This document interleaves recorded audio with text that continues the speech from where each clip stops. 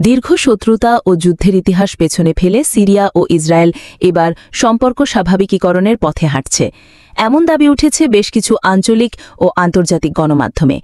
প্রতিবেদনে বলা হচ্ছে, দুই দেশের মধ্যে সরাসরি আলোচনা শুরু হয়েছে। সংযুক্ত আরব আমিরাতের মধ্যস্থতায় চলছে এই প্রক্রিয়া। আলোচনায় একটি সময়সীমাও উঠে এসেছে।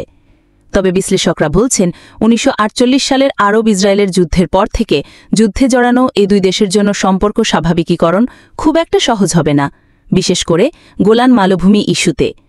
ইসরায়েলি গণমাধ্যমের বরাতে জানা যায়, সিরিয়া ও ইসরায়েলের মধ্যে দ্বিপক্ষীয় সম্পর্ক স্বাভাবিকীকরণের লক্ষ্য নিয়ে সরাসরি আলোচনা হয়েছে। মধ্যপ্রাচ্যে সফরের সময় মার্কিন প্রেসিডেন্ট ডোনাল্ড ট্রাম্প সৌদি আরবে সিরিয়ার নতুন প্রেসিডেন্ট আহমেদ আল শারারের সঙ্গে সাক্ষাৎ করে ইসরায়েলের সঙ্গে আলোচনায় আগ্রহ দেখানোর আহ্বান জানান। এই আলোচনার রূপরেখা আব্রাহাম চুক্তির সম্প্রসারণ হিসেবেই বিবেচিত হতে পারে, যার সূচনা হয়েছিল ট্রাম্প প্রশাসনের আগের আমলে। নতুন প্রেসিডেন্ট আল শারার ক্ষমতায় এসে শান্তিপূর্ণ সম্পর্কের কথা বললেও ৮ ডিসেম্বর ইসরায়েলের প্রধানমন্ত্রী নেতানিয়াহুর যুদ্ধবিরতির ওই চুক্তিকে বাতিল ঘোষণা করেন। সিরিয়ার পক্ষ থেকে দাবি, ইসরায়েল যেন সিরীয় ভূখণ্ডে হামলা বন্ধ করে। অন্যদিকে ইসরায়েল তাদের দখলে থাকা ভূখণ্ড ছাড়তে রাজি নয়।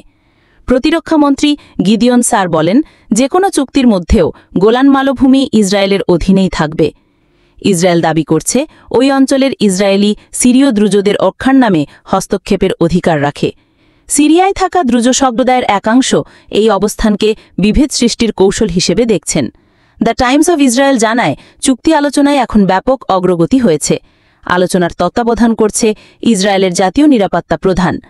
লেবাননের দৈনিক আল আকবার জানিয়েছে, প্রেসিডেন্ট আল শারারের ঘনিষ্ঠরা চায় ইসরায়েল যেন আগ্রাসন বন্ধ করে এবং সিরিয়ার ওপর সম্পর্ক স্বাভাবিকীকরণের বাড়তি শর্ত চাপিয়ে না দেয়।